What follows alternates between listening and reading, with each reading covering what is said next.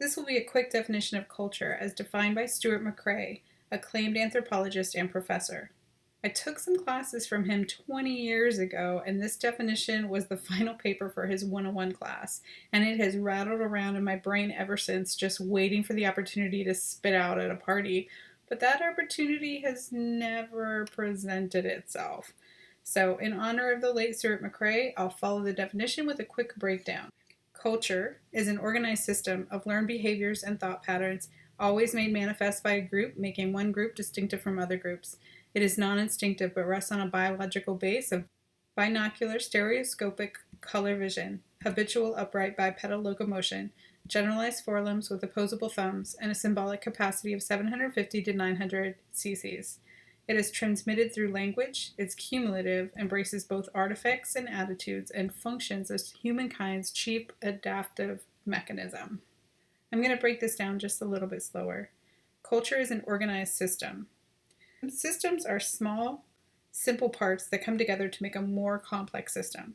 In the West, for example, we have schools, daycares, mommy groups, and we're all on the same page as to when children go to school, what school should be teaching, what items stores should be selling to prep kids to go to school. The culture of sending kids off in the fall is a pretty solid, organized system. It is an institutional system. Cultural integration is a spectrum. In the West, the spectrum is all over the place, and people can choose to homeschool or to change schools, where in very small tribes, such as the Yanomamo in Brazil, the people do not have a choice to deter from their culture, so cultural integration is very high. Learned behavior and thought patterns. Enculturation is usually picked up from the elders and taught to the young. Child raising practices like play or group play often have subtle hints of showing the children what they will be doing as adults. Play ovens, for example, gets kids used to the idea of cooking in ovens when they become adults. We start to learn our culture at birth and develop it over many years as we learn to speak the language. Imitation is a great way to learn culture, as are role play, learning from peer groups, and oral traditions, and we reteach things like rituals and ceremonies on occasion over the years. Things like wedding and funerals and those kind of things. Culture is always made manifest by a group. Have you ever been to a small town and met someone in a store and thought, well, I know what the people here are like? This definition says, no, you don't. One person does not have a culture. It must be a group. Culture makes one group distinctive from other groups. This is shown through beliefs, customs, languages, and dress. While there may be very similar aspects of some groups like geographic location or even shared family members, each group has its own culture. The best example I can come up with here is working in a large corporate environment where you may visit the fiscal department, where everyone is sitting down, they're conservatively dressed, no one gets up to eat unless it's the proper time, and the atmosphere is quiet. It is the culture of your company's fiscal department. Then you go up a floor to marketing, where people may have treadmill desks and be eating while they're walking around. People are nonstop talking. It is a different corporate culture, even though you're in the same building and within the same company. It is non-instinctive. Culture is totally learned. It has nothing to do with fight or flight, although it may dictate what you do in the moment after fight or flight. It rests on a biological base. So before we can develop different cultures, we first need a biological base through evolution. We needed to be able to focus both eyes to make one image, see in color, and be able to judge distance. Upright bipedal locomotion gave us the ability to see better with elevation, and maybe more importantly, we were able to carry things while walking. McRae gave the example of a chimp trying to run off of a farmer's land with as many bananas as he could hold. Every time he reached up to grab another banana, the one in his armpit would fall down, so he'd put a new banana in his armpit and reach up with his other hand, dropping another banana. So even though he picked like 30 bananas, he only ran off with a couple of them. Also on the biological base needs to be a generalized fourth limb with opposable thumb. We are not the only animal with opposable thumbs, but we did take the ability and ran with it. Opposable thumbs gave us the ability to use tools to create things, to get a better grip. Here's where we lost a few people in class, because dogs run in pack and lions have prides. And a pride can be different than another pride, and a dog pack can be different from another dog pack, so they could have culture. But McRae insisted, no, it's not culture. Theirs are more instinctive because what they're doing does not come back to a biological base.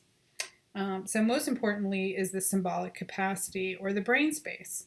So Coco the gorilla, while she has the capacity for sign language and is just an amazing communicator, and she has opposable thumb, she does not have 750 to 900 cc's of brain matter. On the flip side, orcas, who have massive brain size, and elephants too, they have much larger brains than we do. They don't walk upright, and they don't have opposable thumbs. Basically, according to Stuart McRae, culture is a human term, although he doesn't really come out and say that. So culture is transmitted through language, which is where the symbolic capacity kicks in. We either pass on culture through symbols, storytelling, or other kind of forms of language. Basically, there's a learning that happens through descriptions, unlike animals who must come into a situation to learn the outcome. They don't actually know what's going to happen until they do it themselves. Culture is also cumulative. Culture, like technology, builds upon itself. If you were to dig in the Sahara Desert and you found a pair of glasses, you know you are looking at a period of time that, one, had tools available to make glass and screws. That's pretty modern. Two, they could manipulate metal. And three, they had the forethought to test for bad eyesight. The technology for glasses was apparent. There was a time that if you were born with bad eyesight, that was just your cards in life. And then there was a time when we began working to fix that problem. In this example, the glasses represents the technology which builds on itself as culture does, or as our architecture did, or our buildings. It is constantly evolving, just like technology. Culture embraces both artifacts and attitude. Artifacts are adaptive functions, just like the glasses I mentioned. They are a result of a cultural thought process which comes from the environment, triggering the need to adapt to survive and reproduce. If the objects in this picture were all found in the same place, you would know that this group had the means to collect and transport water via pottery. They had the means and the time to decorate their pottery with designs. They were hunters.